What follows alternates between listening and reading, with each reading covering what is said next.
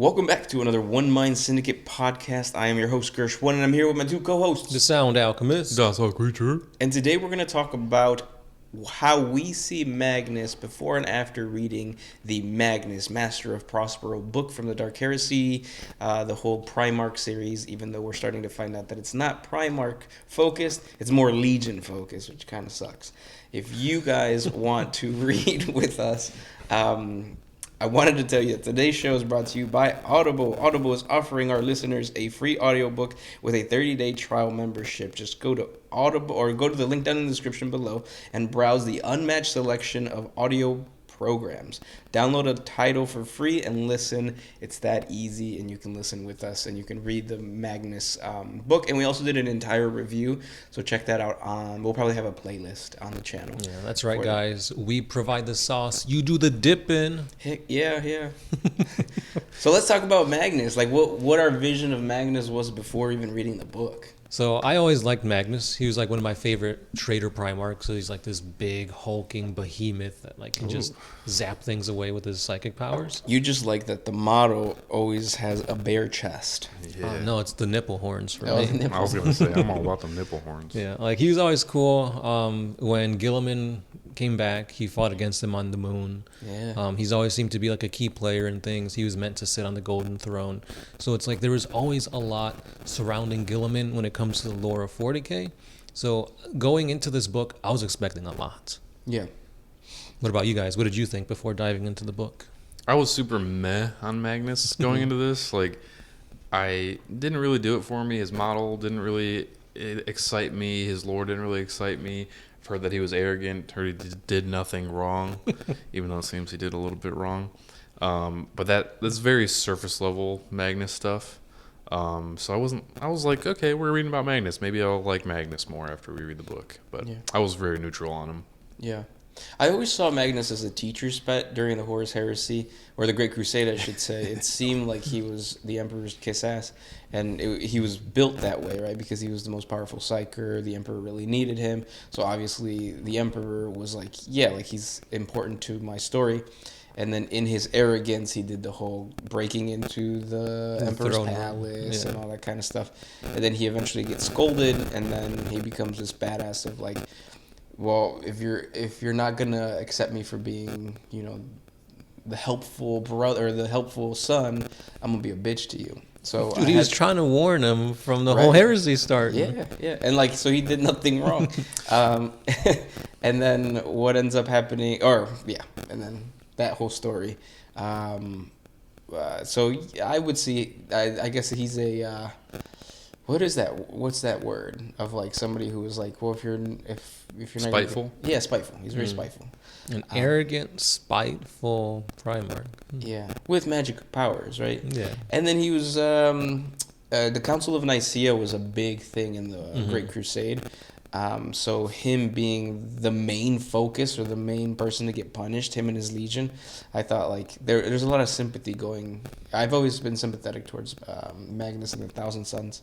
Don't like the whole theme of the Egyptian stuff, but Yeah, it's interesting because like I really love the whole burning of Prospero, the whole like it's the tragic ending to this once. Like, the height of their heights was, like, immaculate. They're all about knowledge, all about art, all about preserving all these wonders of history, where, like, oftentimes you would just see, like, the World Eaters raising a whole planet in flames just to the ground, where these guys were a little bit different, and they were getting punished for that. I was like, no way. Like, why they got to do my dude like that? Yeah, and I really like that Magnus, before reading the book, in my mind, was a scholar. And he was not what a traditional Primarch is, because when you think of a Primarch, you think of a warrior, right? But Magnus was not that. He's this giant red thing with books. Yeah. So It's interesting, too, because we did Angron. Yeah. And without super spoilers, he wasn't a very good general. No. And then Magnus, it's like he's obviously a potent warrior, but he doesn't want to be a general. Maybe he does, but he prefers to like read books and like find hidden knowledge and stuff like that. It's interesting to see these Primarchs, head of the legions, big bad warrior guys, and they're just like, I just want to read books. I want to learn stuff.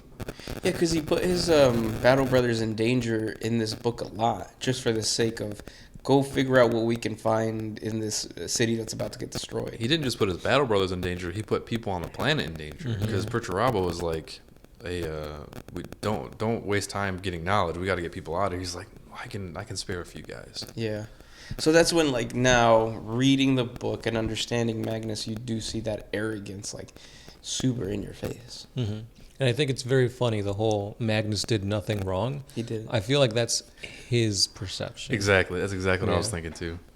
Like, that's his arrogance shining through. Like, I did nothing wrong. I just tried to warn the Emperor of bad things happening. Yeah. But, like, kicking the door down, letting demons through, like... He didn't know the demons were going to come through. Well, that's also the Emperor's fault, because he didn't for not tell warning him. Yeah. So that's why he didn't do anything wrong. He was just being helpful. And then Trying. Horace was being a little bitch. Well, he was trying to be helpful. Everything he did, everything he is doing, well, everything he did before turning to chaos was always the right thing in his mind.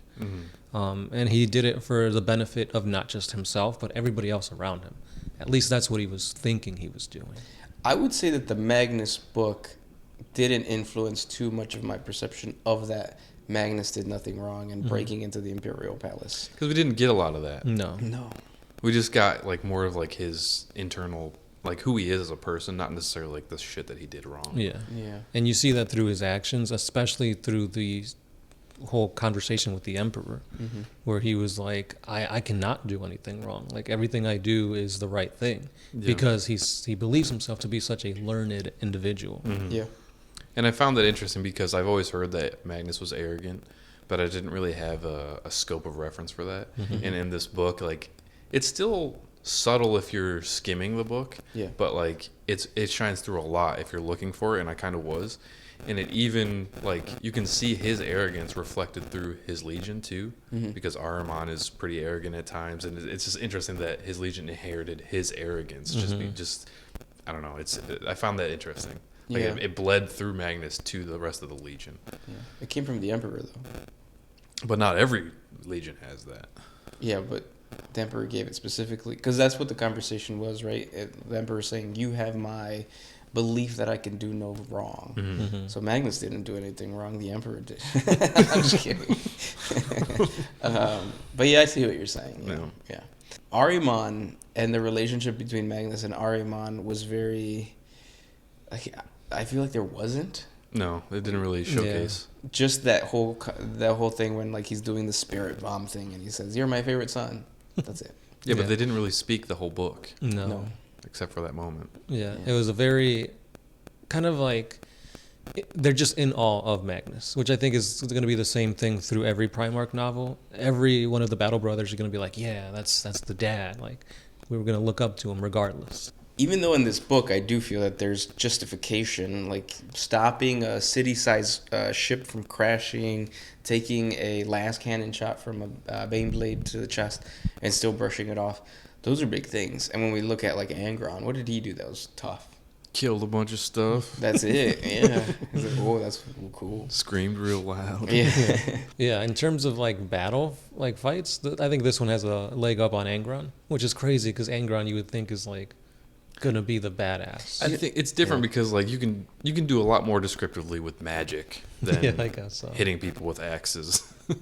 Like, it's you can be a lot more descriptive and, like, out there and outside the box with, like, warp shenanigans. True. And I really like the way that Magnus dealt with psychic powers in this book. Well, even though I feel like Ahriman was more of the showcaser of magical powers or sorcery in 40K. I still think it's, like, OP. Oh, yeah. Yeah. Super OP. It was all right. Says the Grey Knights. Grey Knight player, right? What's the one thing that you wish wasn't in the book that kind of like why is Magnus seen in this way? Because for me, I enjoyed everything except the very end when he's fighting against Shaitan. Because I feel like Magnus is meant to be like this big badass psyker, and Shaitan was just a culmination of other psykers. So it's almost like he talked Shaitan into, like, just stop. Like, think about what you're doing. Well, I enjoyed that because it was showing Magnus's sympathy towards another psyker, and being like, yeah, we're hunted right now, and we were hunted back then. It's just it's the curse we have to carry, or the cross we have to carry. Yeah, I guess that does make sense looking at it in that light. Yeah. But for me, it was just like Magnus should just like obliterate this guy. Like, Oh, yeah, why you- is he yeah. even giving him the time to speak and almost kill himself when like you saw him possess his own 1,000 sons? Yeah. So it's like seeing your own sons get possessed. Like, wouldn't you just want to like, like don't even give him a chance to speak out? I think he just sees himself and like what could happen to him, and that he like heavily sympathizes with what they went through. And like, is it perfect? No, I don't think it's perfect, but I guess I get it, kind of. And then also, I think that with Shaitan, he knew that there was more there, and he wanted to keep Shaitan, or that entity, in his back pocket for good reason, right? At the end of the book, we find out, well, Ahriman's going to go back to Morningstar, and the rubric thing is going to happen. So I think it's that sense of like a hoarder mentality of like, ooh, psychic knowledge, I want to keep it. Because even in the first part of the book, he gets that what was it, like a little play, and he recreates it. It's just to play. Like, why would you want to recreate it? It's like, well, I just want to keep it. Like, yeah. So it's that hoarder mentality, I feel. But yeah, with knowledge. With knowledge. Yeah. So I guess Shaitan being a culmination of a bunch of psychers, all the knowledge from way back in history, I guess it would be something that you'd want to keep. Because, like, where else are you going to find something like this again?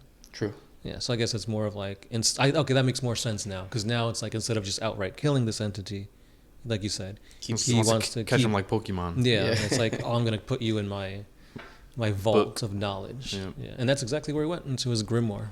Yeah. And the planet of the sorcerers is filled with that.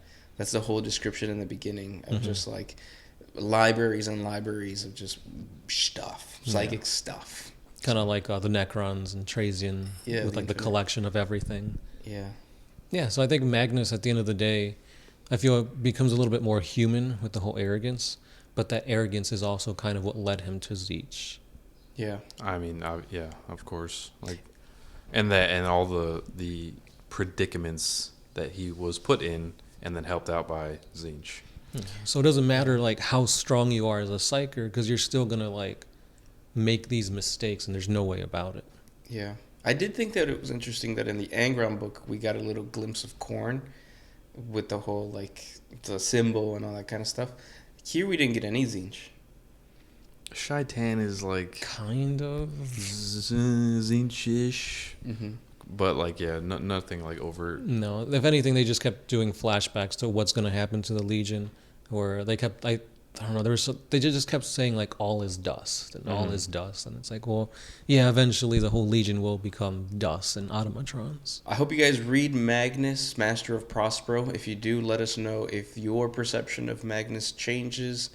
We have a link down in the description below where you could read it for free. But yeah. Yeah, come on, prove me right, guys. Tell these guys that Magnus has always been the badass that he always was. Heresy and heretic. Yeah. No. But yeah, that's all we got for today, guys. Again, like, comment, subscribe, get on over to Audible. And as always, it's been the Sound Alchemist. Gershwan. And Das Creature. And we are out of here. Peace out.